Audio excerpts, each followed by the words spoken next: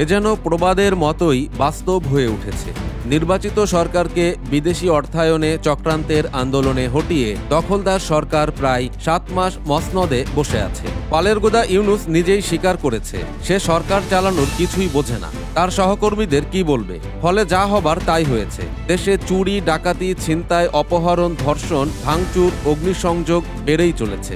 দ্রব্যমূল্যের লাগাম টানার কোনো তাগিদই যেন নেই এই দখলদারদের। মৌলবাদ সমর্থিত এই সরকার দেশের জনগণকে একদিনের জন্য স্বস্তি দিতে না পারলেও নির্বাচিত সরকারের সাফল্যকে ম্লান করতে মরিয়া। 1.5 দশকে দেশকে উন্নত বিশ্বের কাতারে নিতে বহুধাপ এগিয়ে নেওয়া আওয়ামী লীগ সরকারের নির্মিত অবকাঠামোগুলি যেন অথর্ব দখলদারদের নিত্যদিনের গাত্রদাহের কারণ। ফলে এই অথর্বরা অনুভব করছে যে আওয়ামী লীগ সরকারের নির্মিত কোনো অবকাঠামো পূর্বের নামে রাখা যাবে না। কি নির্লজ্জ আকাঙ্ক্ষা এদের! ইতিপূর্বে অন্য দল বা জোটের কাছে হেরে যাওয়ার পরেও আওয়ামী লীগের শাসন আমলে নির্মিত অধিকাংশ স্থাপনা বা প্রতিষ্ঠানের নামই অপরিবর্তিত ছিল। কিন্তু এদেরকে বাংলাদেশ এমনকি বিশ্বে স্মরণকালের নিকৃষ্টতম ছোটলোক সরকার বললেও অত্যুক্তি হবে।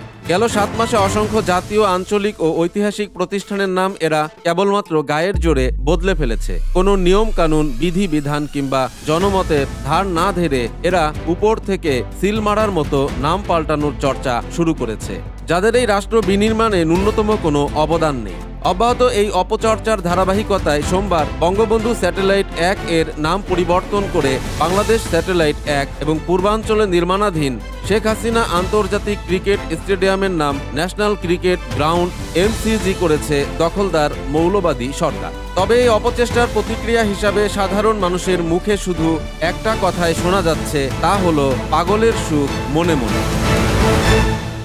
প্রিয় দর্শক, সমকালীন সব চমৎকার খবর ও বিশ্লেষণ দেখতে সাবস্ক্রাইব করুন আমাদের চ্যানেলটি।